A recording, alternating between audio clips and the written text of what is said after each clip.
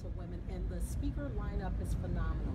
And I remember going through the speaker lineup about 6 months ago, and I saw your name on there, and I said, that is the lady I want to interview. I want to get some FaceTime. And you probably don't know why. Tell me why. I'm going to tell you why. Well, first of all, we're a growing radio broadcast show. We're only 2 years young. And when I think about individuals who have really made an impact in marketing, particularly for some of the largest multinationals in the country and the world for that matter, your name keeps coming up. What you've been able to do with social media and expanding the reach of corporations is unmatched by anyone else in the country. So, of course, LesBe Radio Talk is a fan. So what we really want to hear today, because we do broadcast out to a large listening audience, and social media is the hot thing. And right now, businesses really need to get an understanding on how that impacts their ability to grow their businesses and also reach potential consumers. So can you talk to us a little bit about what happens when a company taps you, the one and only Dorie Clark, who I consider marketing guru, when they tap you? How do you take them or walk them through some of the steps that they need to do or evaluate what some of their needs might be? Well, I think one of the central challenges today in the marketing world is the fact that we have such a surfeit of options. It used to be pretty simple if we go back 20 years ago or 30 years ago in terms of what to do. You know, people would just take money and they would throw it at the limited number of channels because there was only a finite number of ways that you could get people's attention.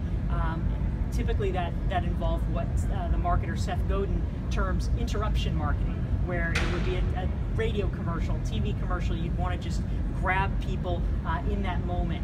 But now we have a lot more options and opportunities. There's a million social channels, and more consumers are rebelling against interruption marketing, and instead what they're looking for is marketing that is actually interesting enough that they would choose to go to it anyway.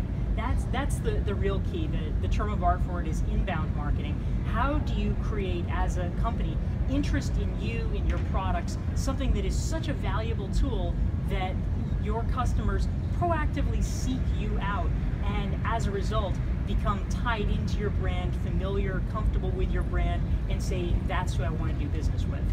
Now, when you're directing a company to, say, social media, is there any particular social media network that you would recommend? And not to endorse anyone in particular, but what are some of the top names that you would throw out that you would advocate for in terms of getting the brand out there? Well, the first starting place for a company should always be figuring out who your customers are and where they congregate already. You want to make sure that you're meeting people where they're at, rather than having to have the additional burden of convincing them to come to your platform of choice. So depending on the business, there's a lot of different possibilities. If you're a B2B company, business to business, then LinkedIn is probably the logical choice. If you're trying to reach a really broad swath of consumers, Facebook is the obvious choice there. There's 1.5 billion users, so just about everybody is on it. But if you have a more specialized niche, maybe you have a business that is particularly amenable to visuals, Instagram or